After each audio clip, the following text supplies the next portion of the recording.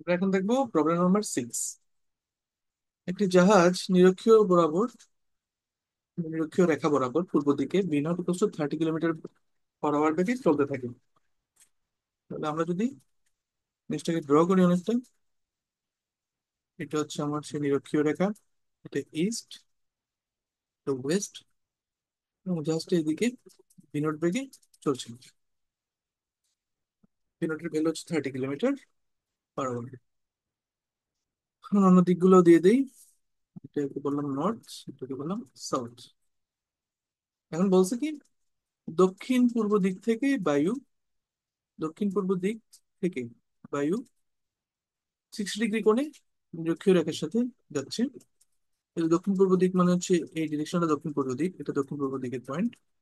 তার থেকে আসতেছে, তার মানে অনেকটা এইভাবে আসতেছে বায়ুটা। বায়ু প্রবাহের দিকটা যদি আমরা আঁকি এরকম হবে। হ্যাঁ, এটার ভেলোসিটি হচ্ছে ভি, হচ্ছে বাতাসের বেগ। ঠিক? এখন দেয়া আছে এই কোণটা 60 ডিগ্রি, সূক্ষ্ম কোণটাই হবে, বোঝাই যাচ্ছে। এখন প্রশ্ন হচ্ছে, জাহাজের সাথে সম্পর্কিত যে প্রসঙ্গ কাঠামো সেখানে বাতাসের আপেক্ষিক বেগ ভি প্রাইম কত, অর্থাৎ জাহাজের সাপেক্ষে বাতাসের আপেক্ষিক বেগ কত। প্রশ্নটা আসলে জানতে চাইছে আমাদের কাছে, জাহাজের সাপেক্ষে বাতাসের আপেক্ষিক বেগ কত। ঠিক, বেগ ভি প্রাইম যদি আমরা এটাকে বলি কত। আর নিরক্ষীয় রেখার সাথে তার দিকটা নির্ণয় করা, অর্থাৎ সেই আপেক্ষিক বেগটা নিরক্ষীয় রেখার সাথে কত ডিগ্রি কোণ উৎপন্ন করবে। তোমরা আপেক্ষিক বেগের রুলস থেকে আমরা কি জানি, যার সাপেক্ষে বেগ বেগ বের করতে বলে তার তার বেগটাকে আমরা ভেক্টর বিয়োগ করি, ঠিক আছে। যেমন যাদের সাপেক্ষে বাতাসের আপেক্ষিক বেগ, তার মানে আমাদের ভি প্রাইম ভেক্টর হবে বাতাসের বেগ মাইনাস জাহাজের সাপেক্ষে, বলছো তো, তার মানে জাহাজের বেগটার ভেক্টর বিয়োগ। ঠিক আছে, তাহলে ভি মাইনাস ভি নট। এখন ভেক্টর বিয়োগ মানে কি, আমরা অলরেডি জানি। ভেক্টর বিয়োগ মানে তার বিপরীত ভেক্টর, অর্থাৎ এটাকে যদি মাইনাসটাকে আমরা লিখলাম প্লাস, তার বিপরীত ভেক্টরের যোগফল। তো সেই হিসাবে যদি আমরা বলি ভি নটটা এইদিকে,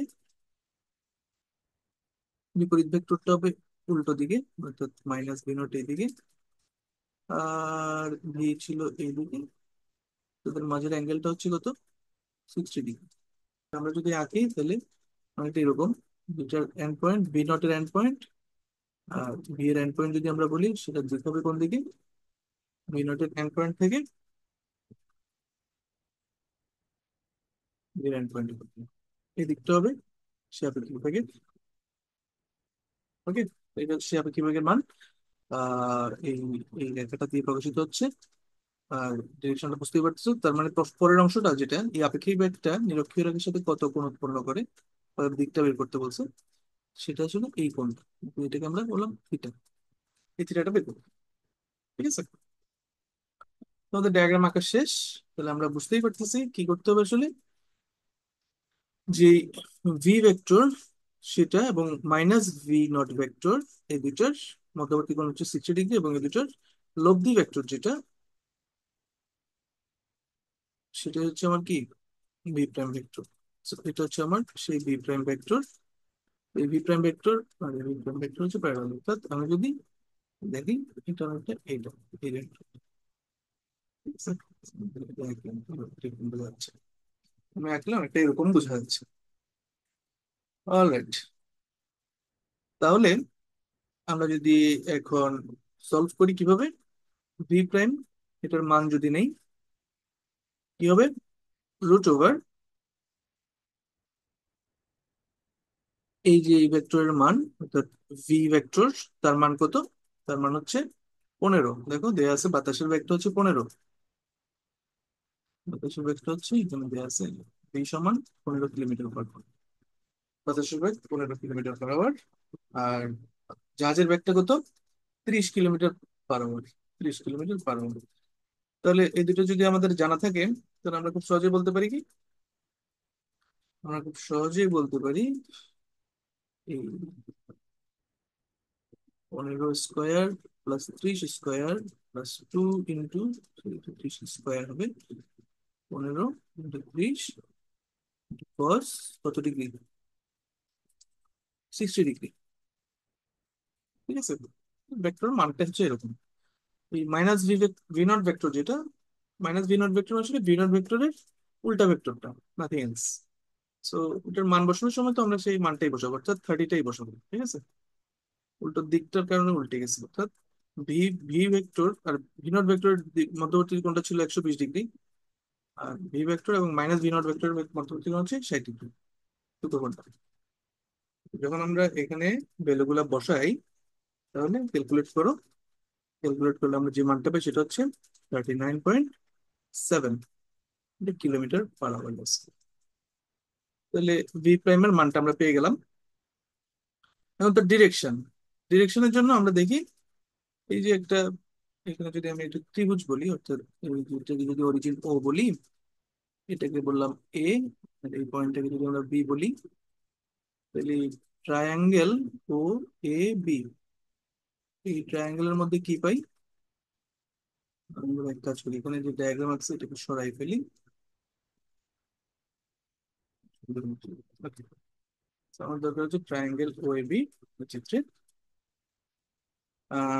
ট্রায়াঙ্গেল ও এ বিতে কি পাচ্ছি আমরা,